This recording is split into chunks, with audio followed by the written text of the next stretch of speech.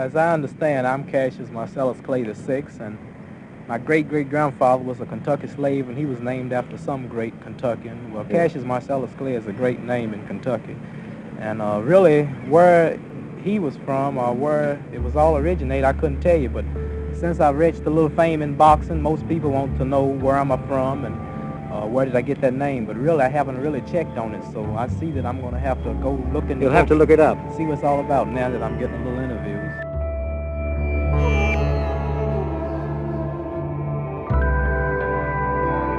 He was born Cassius Clay, became Muhammad Ali, and is widely hailed as one of the greatest and most influential athletes of the 20th century. The three-time heavyweight champion possessed unrivaled speed and agility inside the ring, and an unmatched wit and charisma outside of it. Better violent to die than to come down and Uncle Tom and try, making peace just to live alive. He would come to be celebrated all over the world, a symbol of tolerance and understanding, but was militant and confrontational in his youth. His first title bout came in 1964. Few thought he had much of a chance. I predict tonight somebody will die at ringside from shock. In 1964, the champion was Sonny Liston, and he was absolutely unbeatable. Cassius Clay was the 7-1 underdog. The New York Times sent me down there with these instructions. As soon as I got to Miami, rent a car, drive back and forth between the arena where the fight was going to be held and the nearest hospital, so I would waste no time following Cassius Clay into intensive care. But Clay dominated the fight. He eluded Liston's fists, and by the 6th round was hitting the champion virtually at will. I think that they feel now that Clay have all the confidence he needs and go home and defeat Sonny. When Liston didn't answer the bell for the 7th round, Clay became the heavyweight champion of the world. It was clear from the very beginning that Clay was going to be a different kind of champion. Brash, outspoken. I have a mark on my face, and I upset Sonny Liston, and I just turned 22 years old. I must be the greatest. Soon after his victory, he joined the Nation of Islam and changed his name to Muhammad Ali. But many people and many publications, including the New York Times, continued to call him Cassius. I said, listen, I'm real sorry about this, but this is out of my control. And he patted me on the head and said, don't worry, you're just a little brother of the white power structure. Some asked if he might officially change it, as a reporter did in this press conference captured by KTVU news cameras. Well, who would have the face? The judge. The judge is what color? I don't know. He's white. So in other words, I'd have to ask a white man, may I call myself Muhammad Ali boss? He was very sensitive about my rightful name. And in several very cruel fights, one with Floyd Patterson, one with Ernie Terrell, he taunted them. Didn't knock them out when he could have, because he wanted to inflict more punishment because they insisted on calling him Cassius Clay. Floyd dreamed he beat me, he'd apologize. He'd rather run through hell in a gasoline spoke coat. He tortured Floyd. It was like a little boy picking the wings off a butterfly. And he would just kind of punch Floyd and step back. After Patterson, Ali defeated George Tuvalu in March 1966, and then Henry Cooper in a 6-round TKO in May. He knocked out Brian London in only 3 rounds in August, beat Carl Millenberger in 12 rounds in September, and defeated Cleveland Williams in a 3-round technical knockout in November, in what many experts consider to be the most dominant performance in Ali's career. 4 months later, in an interview with Howard Cosell on ABC Sports, Ali almost came to blows with Ernie Terrell. That's what you are, Uncle Tom. Why are you going to call me Uncle Tom? What you going to do? You heard me. Ernie Terrell somehow got boxed into, standing up for the establishment. And that was, another terrible and ugly fight. This was the mean and cruel streak. Terrell would not call him by his name, he ought to call him Cassius. And so when he just punished him, he was like, what's my name? Steady to humiliate him. I hardly think it's necessary. Don't you agree, Joe? I don't know about that. I think Clay can do what he want to do in the ring. Finally, in March 1967, Ali defeated Zora Foley. He had won 29 fights in 6.5 years, one of the most extraordinary runs in heavyweight boxing history. Although he didn't know it at the time, it would be 3.5 years before he fought again. When Ali refused induction into the armed forces, the State Boxing Commission suspended him and stripped him of his title. The country was pulling apart, and he's caught right in the middle of it. It's wave after wave of TV reporter, radio reporter. They all came, in a few minutes you're going to be, in the front lines. And then black Muslims would come, and they say, oh, some cracker sergeant going to drop a hand grenade down into your pants. And he was wild, and he was exasperated. And late in the evening, I remember standing here, late in the evening, the last radio reporter comes and goes, so champ, how do you feel about being reclassified and going to Vietnam? And then he said, I ain't got nothing against them Viet Cong. The phrase was refined. I got no quarrel against them Viet Cong. No Viet Cong ever called me nigger. He refused to step forward to be drafted. He was stripped of his title, but he stood firm. The heavyweight champion of the world is telling people that you can take my belt, you can take my championship. And that introduced a lot of us to courage, to honor, to valor. It's not just about running fast, jumping high, but what do you stand for? What are your morals? What are your principles? What stand will you take? What are you willing to risk? So for the next 3.5 years, he couldn't fight, and he had to make a living mostly by speaking engagements on college campuses. And in the beginning, he was terrible. First of all, I would like to thank the student governing body for inviting me here. In the course of that, in the Q&As after, as they asked him political questions, he would begin to understand the main threads of American life. You my opposer when I want justice. You my opposer when I want equality. You won't even stand up for me in America for my religious beliefs, and you want me to go somewhere and fight, but you won't even stand up for me here at home. And by the end of those 3.5 years, he became a principled man. And that really became his importance in America. My conscience won't let me go shoot some poor, hungry people in the mud for big, powerful America and shoot them for what? They never called me nigger. They never lynched me. They never put no dogs on me. They never robbed me of my nationality. Shoot them for what? How can I go shoot them? Them little poor little black people, little babies and children and women. How can I shoot them poor people? Just take me to jail. Ali won his appeal in 1970 when a federal court upheld his bid for a state license. He quickly got back to work, beating Jerry Corey and Oscar Bonavino. His chance to reclaim his titles came in March 1971 against his old friend Joe Frazier. It was dubbed the fight of the century. Today, now, 40 years later, a lot of people, because of their love of Ali, think Ali probably won that fight. Joe Frazier beat him up. And I can remember him saying, when a man gets me going, that's a real punch. And when he knocks me down, that's a real punch.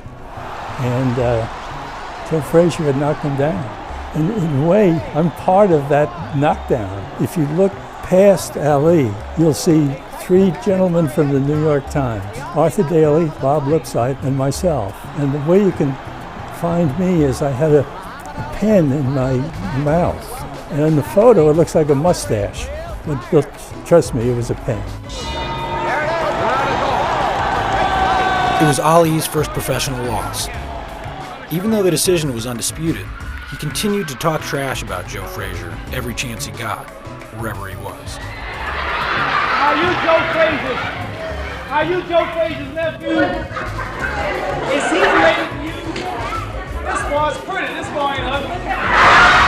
Ali defeated a dethroned Joe Frazier in January 1974, but his next championship bout wasn't until 10 months later when he squared off against George Foreman in a match in Zaire, dubbed the Rumble in the Jungle.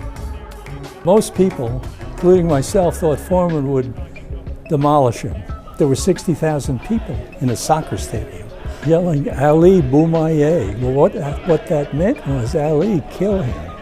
Ooh, I want to get my soul and my spirit 100,000 African brothers hollering Ali Boumaier, and Ali had told them that Foreman was a Belgian. He wasn't, of course, but when they told him that, they wanted to believe it, and Foreman was the enemy. That fight was just masterful. He just blew Foreman's mind. You know, he completely, as much as one competitor could completely turn someone inside out, Ali had completely turned Foreman inside out. He'd back off into the ropes and let Foreman pummel him. And Foreman would just smash his ribs and everything. And finally, Foreman just kind of punched himself out. And Ali threw a right hand in the 8th round. I looked up and Foreman spun and went down and just had no energy to get up. 3 years after he had lost to Frazier. And now suddenly everybody loved him. That's sports. That's the way it works sometimes. This is the most joyous scene ever seen in the history of boxing. Only a few months later, he found himself abroad again, this time in Malaysia, to defend his title against Joe Bugner.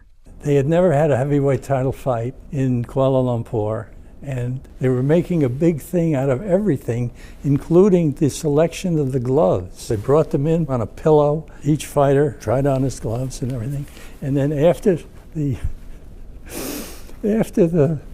all the selection, they put them back in the boxes, and then they sealed it. They sealed the boxes with wax from a candle, and they literally were going to put them in a safe inside a jail cell and padlock the cell so nobody could tamper with the gloves.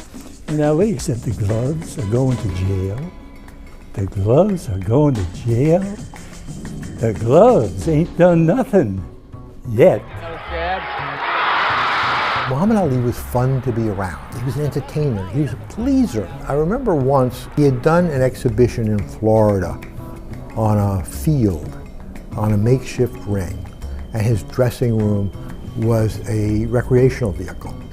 And after his exhibition, he went back to the recreational vehicle and shooed everybody out, looked around the crowd, picked out 3 cute young women, brought them in, sent 2 of them out, door closed, and the rec vehicle began to shake back and forth. The trainer, the PR guy, his masseuse, everybody said, "This is off the record, don't ever write about it, because you'll never talk to him again." But I figured, you know, there were hundreds of people in this field standing around who had seen this. It was a public event. How could you not write about it? So that's how I ended the New York Times Magazine piece. And the editors put the headline on it, "King of All Kings," because he had referred to himself somewhere along the way as King of All Kings. So now it's 6 months later, and they send me down to the movie set of The Greatest, his faux autobiography. The moment I got there, I heard, "Bob!"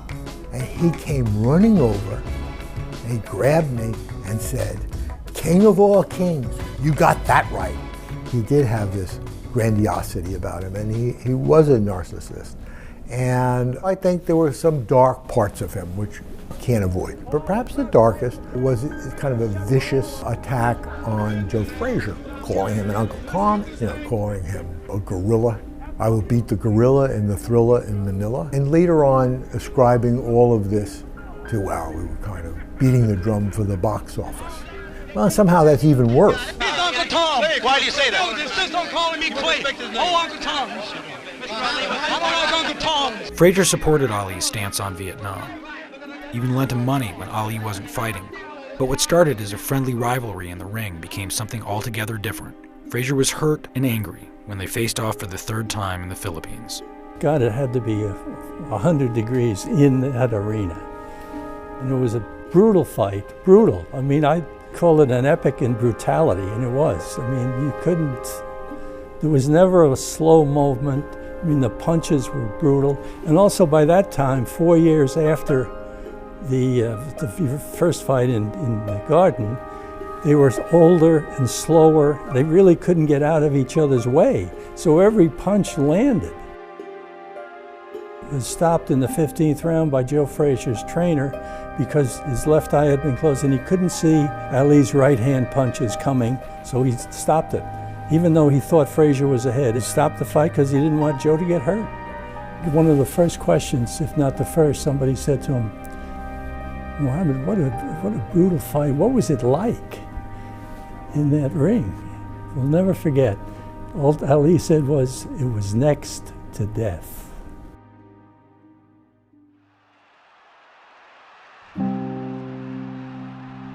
Frazier lost to Foreman again and then retired.